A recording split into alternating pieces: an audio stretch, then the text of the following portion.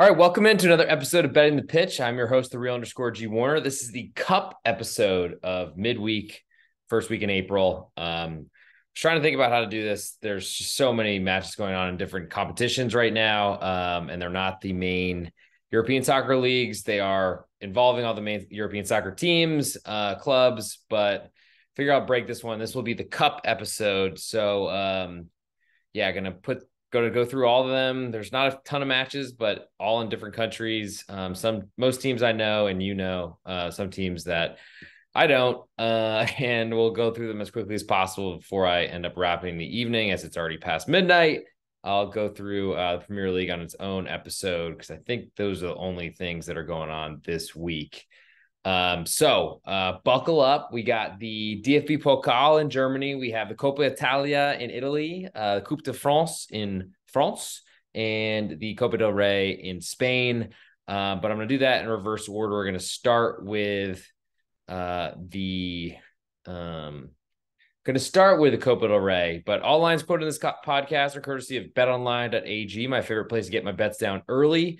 Reduced juice is offered on almost every game you want to bet right up until game time. Please follow the link found in the podcast description to fund your account and use the promo code GW50 to receive a 50% match bonus up to $1,000. So now that we have some extra money, let's go figure out how to make some more. So going to start in Copa del Rey in Spain, and the first matchup is Athletic Bilbao hosting Osasuna, Club Atletico Osasuna. Currently, Athletic Club a 1-goal favorite with all the juice on Osasuna on the road. Over-under is 2.25, juiced to the under fully, getting odds on both Athletic Club -1 and less odds and still getting odds, even money on Athletic Club over 2.25.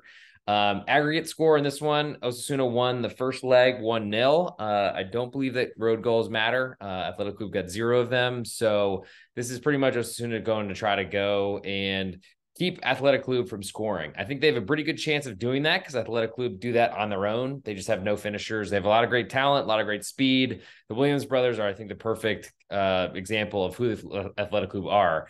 Great athletes and really tough players, I guess, behind them. More so the Williams brothers are great athletes, but they can't finish. And that's a big problem, especially when they need to turn around a tie that they really did nothing in the first leg. One good play from Azabde on loan from Barcelona, and Osasuna took a 1-0 lead. Good win for me. I bet that one, and definitely felt like it was very deserved because Athletic Club did very little offensively.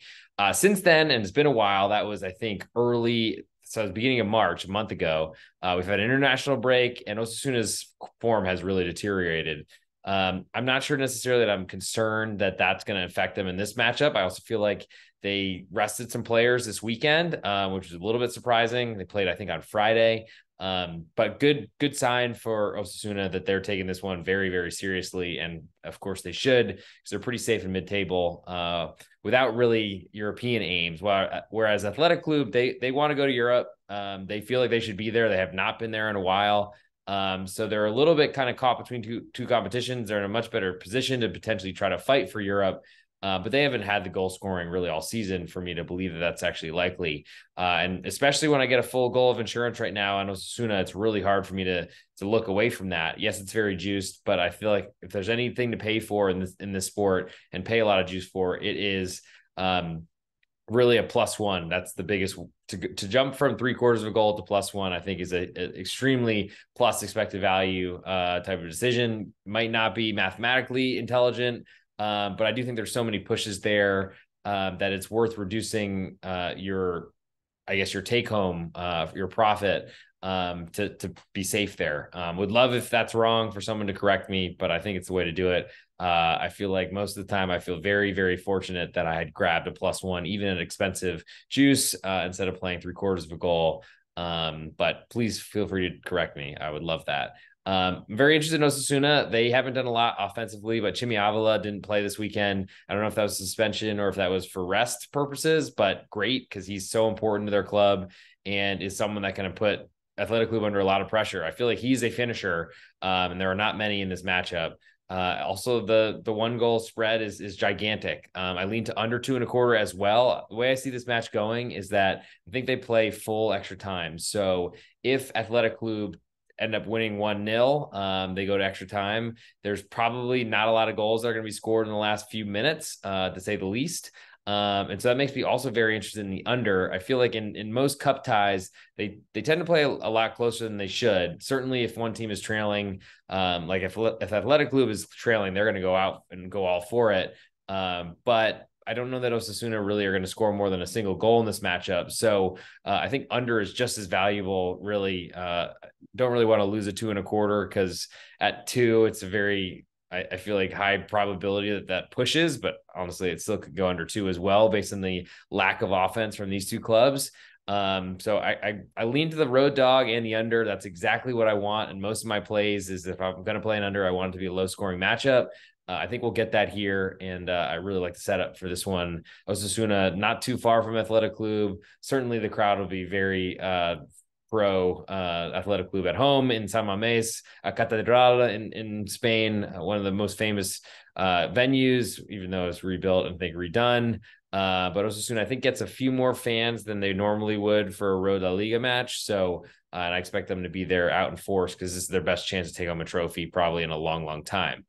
Move next to the bigger of the two Copa del Rey matches, and this is Barcelona hosting Real Madrid, rematch of El Clasico that ended in Barcelona's favor right before the international break, even though I thought Real Madrid outplayed them for a lot of the matchup. And unfortunately conceded late. They knew that a draw wasn't good enough, and unfortunately led to a loss, which pretty much, I think, clinched La Liga for Barcelona. But anyway, Barcelona, quarter goal favorite at home, over unders 2.5, juice to the over. So this match just happened in Barcelona. I want to say this is a very similar price. Let me just make sure of that before I go on a tirade about that, and then make sure I'm not wrong. So Real Madrid, a quarter goal underdog. It closed. It looked like it kind of vacillated between a half of a goal and a quarter. Ended up closing at a quarter, getting odds over under at 2.5. So that hasn't changed too much. Juice is a little bit more to the over now. And in the first matchup, another one, I felt really good about Copa del Rey. I won both my bets the first time that the matches were played. Thank God. I love that. Love when that happens. We're going to try to make sure that happens again. Real Madrid were at home, but didn't really do much offensively. They controlled a lot of the game, but Barcelona got a single goal, I think, off of a deflection and an own goal, and that was enough. Paid out Barcelona and the under. I want to say I had both, which was very nice.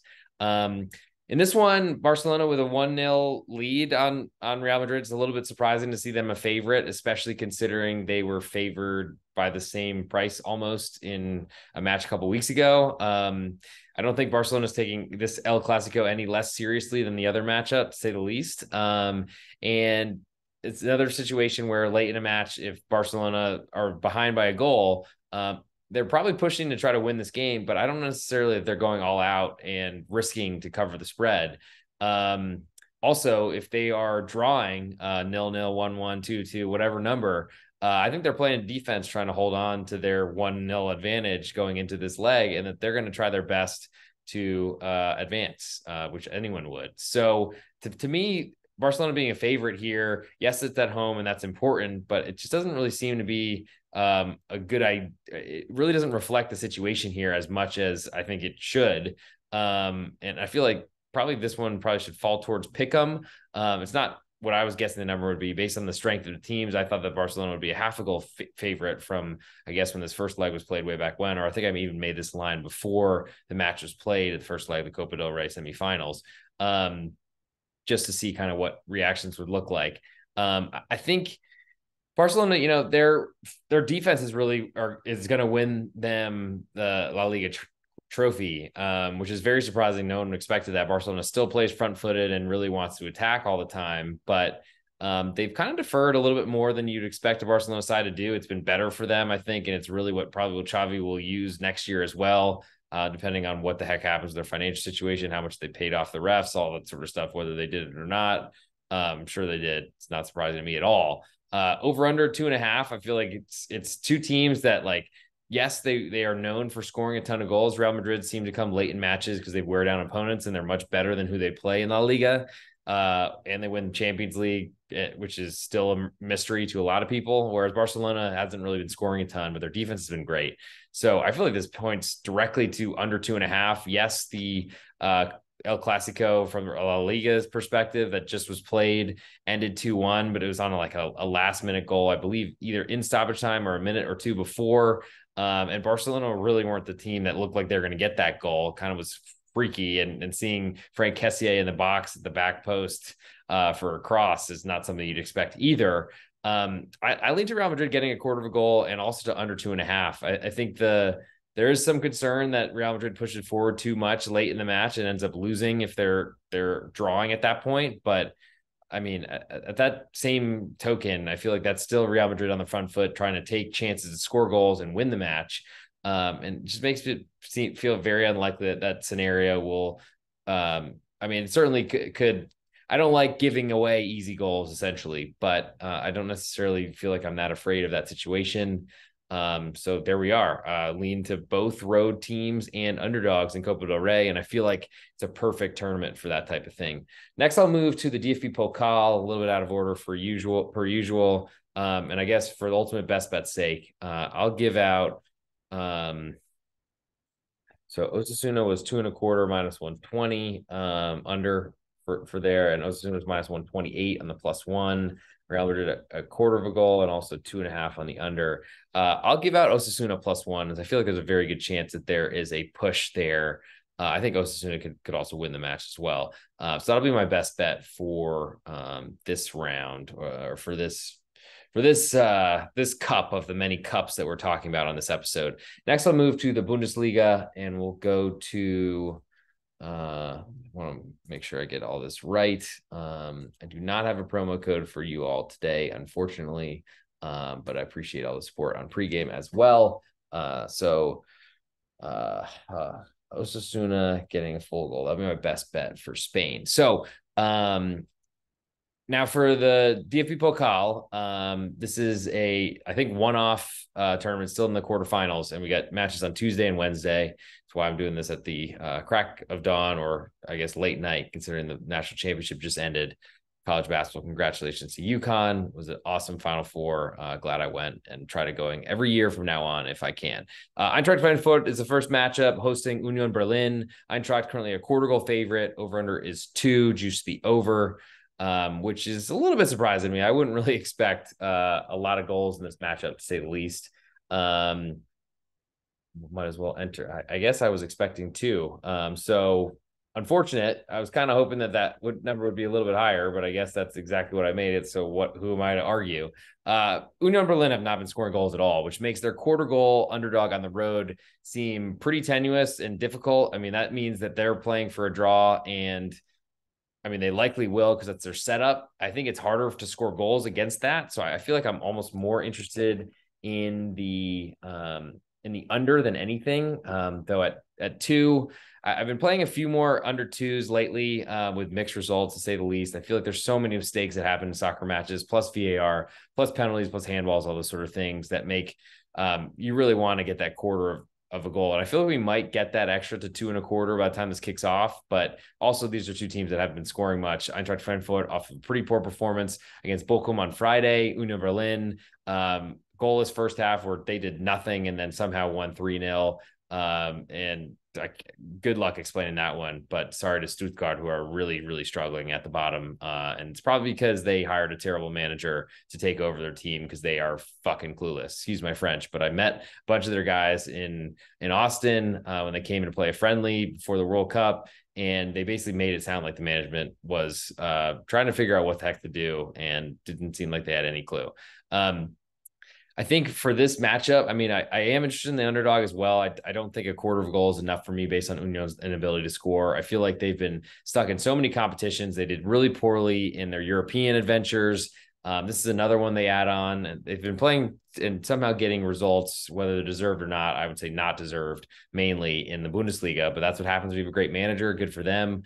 I think under 2 is my biggest lean. Moving next to Bayern hosting Sport Club Freiburg. Currently, unfortunately, Freiburg, they're the team I follow the closest in the Bundesliga, and they just haven't been scoring goals at all. Currently, Freiburg a 2-goal underdog on the road at Bayern Munich, which is pretty insulting for their defense because it is good quality. And I feel like based on that number being so high, I can't help but lean to the road dog, though Bayern certainly with their weird setup and situation with their manager getting fired and Thomas Tuchel coming in. I mean, it's just so bizarre what's going on. But that's what happens when you're panicked about losing, I guess, when you, God forbid they didn't win a 10th straight Meisterschale or 11th, I think is what they're going for this year. Over under is 3.25, juice to the over. We might get a 3.5 by the time it kicks off. I mean, Freiburg, they've certainly gotten embarrassed in some stages. I feel like usually it's at Dortmund when it happens, but certainly they played Bayern München pretty tight last year, got a late goal, I think, from Jana Haberer, who now plays for Union Berlin, that ended up covering the spread for me, and was a huge sigh of relief late, because usually you don't come back against teams, I feel like, underdogs in any sport, especially in this one, and especially against Bayern München in München on the road, all tough things to do.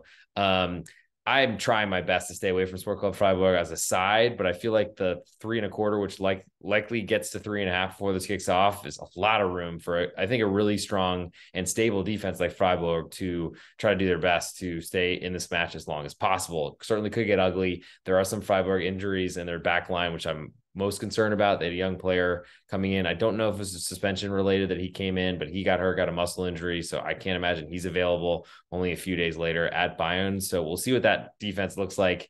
Freiburg might be forced to play 4-man back line, which isn't exactly what they've been wanting to do, but certainly is something they have done in the past. So, and I trust, I mean, how can you not trust in Christian Streich at this point? Moving to Wednesday, FC Nürnberg hosting VfB Stuttgart. Currently, Nürnberg, a 3-quarter goal underdog at home.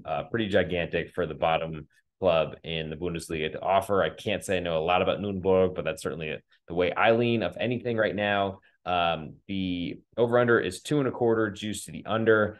Stuttgart, they are not a defensive team. Bruno Labbadia, who should not have been hired for them, I guess they hired him because he's an offensive coach and he was just going to do his best to make them as offensive as possible. That has not gotten them anywhere but to the bottom position, which they weren't in way back when. Nürnberg, I mean, they're at home. They should have a huge crowd behind them. There's probably a big discrepancy in talent, especially because Stuttgart are very talented, very young, but very talented at that. I think I lean under 2.25 is my strongest interest in that one. But we'll see what happens. I definitely need to read more about Nürnberg before the Wednesday kickoff. And last but not least, RB Leipzig hosting Borussia Dortmund. Dortmund currently a quarter goal underdog on the road, very juiced right now. And the over-under is 3, a little bit more juice to the over, actually. I feel like cup ties play pretty closely. Dortmund's defense has been a lot better lately than I think anyone has given it credit for. RB Leipzig is a great home team, but I got to say, Dortmund has had their number a lot lately. They played on the road at Dortmund I think it was like the first match back from the international break from the World Cup. And it was a very close game. Incredible save by Nico Schlotterbeck, former Freiburg player, using his shoulder to defend his own net. And that was huge, but I don't know necessarily that I trust Leipzig as a favorite. Yes, the home crowd is a big deal. They have huge home road splits, and especially it will favor them to be at home. But I feel like Dortmund have been playing great. I don't see necessarily that they are intimidated by going to Eastern Germany for this one. West versus East should be fun, especially historically it would be hilarious if that had happened in 85 or something like that. But here we are in the year of our Lord 2023, where we have the internet and we can watch this all. And I'm looking forward to this big time, the DFB Pokal. Lean to under 3 as well, because I don't see a ton of goals, but certainly this one could get out of hand really at any time. I think for the most part, I think I'm most interested in the Union Berlin Eintracht Frankfurt under 2. I'm hoping that will climb to 2.25 by the time kickoff comes. But until then, I think I'm just going to use that as my best bet for Germany. And now I'm going to go to Italia. And we have a Tuesday match, Juventus hosting Inter Milan, both going in different directions. Juventus with that 15-point penalty. That's, I think, it's going to get overturned, but certainly haven't heard anything like that yet. This is the first leg. There are 2 separate legs, so I would expect the first one to play more conservatively, which no one wants to get behind 2-0 or a 2-goal deficit, essentially. I do think that they're going to try their best, whoever falls behind in this matchup, to try to get an equalizer, but I don't think that they're going to overshoot, and that makes me really like the under quite a bit. Unfortunately, people are onto that as the over-under is only 2, which is really tiny for a Juventus-Inter Milan matchup. I feel like 2-1 is probably the most likely result for a lot of matches, but it's a little bit different in the Coppa Italia, especially with the second leg incoming. I do feel like that number is a little bit lower than I wanted. Over the spread is Inter Milan getting a quarter of a goal, which essentially is just a home field advantage type of number. I feel like Juve's been a lot better ever since coming back from the international break. They've been getting a lot healthier, but it's also to trust their offense at times. They don't deal with injuries very well, and it seems like they are always missing so many players. Inter Milan have not been playing great themselves, but have defended really well, moved on in the Champions League, and did a great job there, really by just keeping Porto very quiet. I feel like I'm interested in Inter Milan as a quarter goal underdog on the road, and also that under 2. I'm not sure which one I'm interested more in. Probably the under 2 because there's a lot more safety there. Next, I'll go to the Wednesday Coppa Italia match. This is Cremonese, who looks like a sure guaranteed relegation team, and they're on the road at Fiorentina. And currently Cremonese is hosting. And they are currently a 3/4 goal underdog at home. Over under is 2.5, juiced to the under pretty heavily. I'm most interested in the under for that one, as I don't think Cremonese is very likely to score, and I've never really believed in the Fiorentina offense. That I think, unfortunately, the under will then assume that Cremonese are competitive here, and I think they will be. But I'm a little bit wondering about what they really go for in this matchup, because to me, in their last Coppa Italia match, I think they knocked out Roma. They kind of used their reserves and didn't really start their best attackers, but still took a lead, and then that was good enough for them to eventually take it more seriously. We'll see from lineups how they are treating this matchup, but from my point of view, I think my favorite bet in Italy for this cup round is certainly that under Cremonese under 2.5. Is that, I think 2.5 goals is asking for a lot, especially when you see Juve and Inter at only 2 with far better offenses. And last but not least, I'll go for this episode, as I still am going to do a Premier League episode tonight because I have to, because there's Tuesday and Wednesday matches. I'm going to go to the Coupe de France, and we have of course, there's no Annecy line who had taken out Marseille, I believe, on penalties. Let's see if I can find one on Bovada. Let's see if that is even available. But we can at least go through the bigger matchup, and that is Lyon visiting Nantes. So Nantes, the defending champions trophy holders of the Coupe de France, got them into Europe this year, made their season a lot more complicated.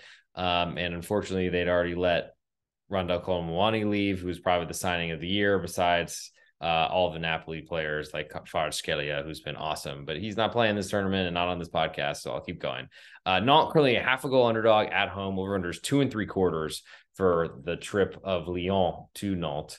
I don't know if this is as big, certainly not as big of a rivalry of Saint Etienne, who are down in the Ligue 2, but ultimately still a big rivalry from the past, I believe. And I was expecting about a similar number, though the total is a lot higher than I was expecting, which to me doesn't make a lot of sense. I got to say, I love Nantes. I feel like they have one of the best spines in Europe, considering for their budget, at least. At least they don't have a lot of money, but they have really good central defenders, central midfielders, and they also have a lot more attacking talent than you'd think. And I think that's a big reason why they won the Coupe de France last year. But without Colomwani, it's been pretty much all Ludovic Blas, but they've done a fairly good job bringing in like Gaetan Laborde, I believe, or Annie Delors. I always confuse those two. They're a good team, and Lyon are very young, trying to play the kids, it seems. They have a big academy, and they've got a lot of great players, plus Lacazette, who came back from Arsenal, former Lyon player, and is certainly a goal scorer. But Lyon on the road as a favorite doesn't really jive with me. I feel like Nantes are going to keep them really quiet. Lyon are the scary thing, I guess, for the total at 2 3/4 is very juiced right now to the under, but it's that Lyon are a team that don't play defense. They go all out for attack, but I feel like Nantes are going to play that game. They're going to sit back and try to counterattack and try to win 1-0. And that's great for Nantes as an underdog at home, I feel like, and especially good for the under as well.